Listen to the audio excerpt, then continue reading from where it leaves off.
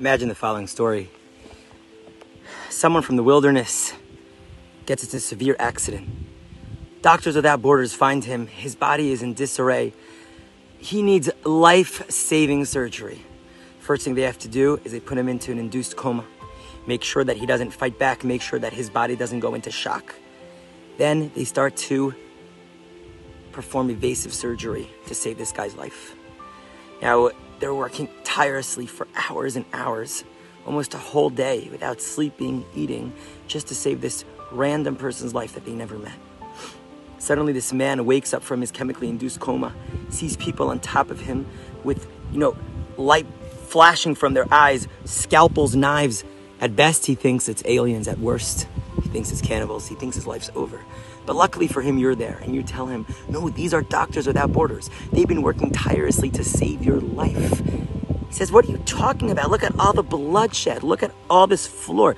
Look at the amount of tissue that has been cut. Look at all this flesh dying. You're going to try to convince me that these people are doing what's good for me? They're obviously out to kill me. It's very hard to try to explain to a person who doesn't have the correct data to understand what's happening to him.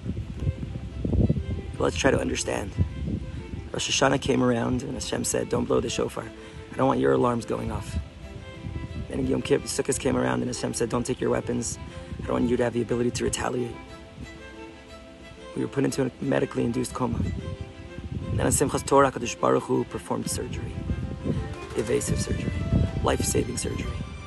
Working for hours and hours and hours to bind the limbs that were at war with each other for almost a half a year back together. Blood spilt and a lot of tissue from this body called Am Yisrael was lost. And we're going to try to explain to this person that this is for his best. But how could he understand right now? He doesn't know what happened to him.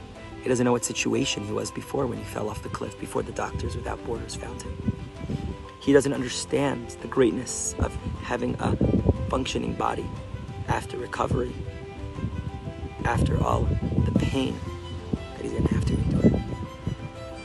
But luckily for this person, the doctors, they don't need his thank you.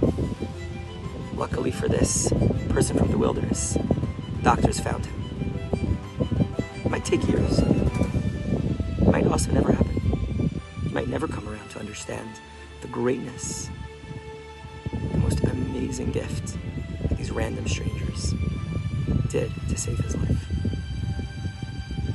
But luckily for us, we're not living so much in the wilderness. We understand modern medicine. We understand what Doctors Without Borders are like. We understand how surgery works. We understand that at the end of the day, the doctor who might cut you and might give you pain, and there might be pain afterwards. And then recovery might take a long time. We understand the greatness. We are thankful for him.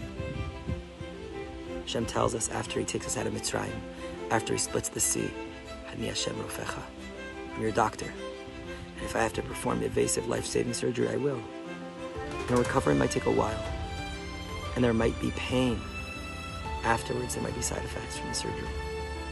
But nevertheless, remember, I'm your doctor. I would never do anything if I didn't feel like it was life-saving. And my goal is one, to get you back on track and give you the best possible outcome ever. We should be zocheh to internalize this.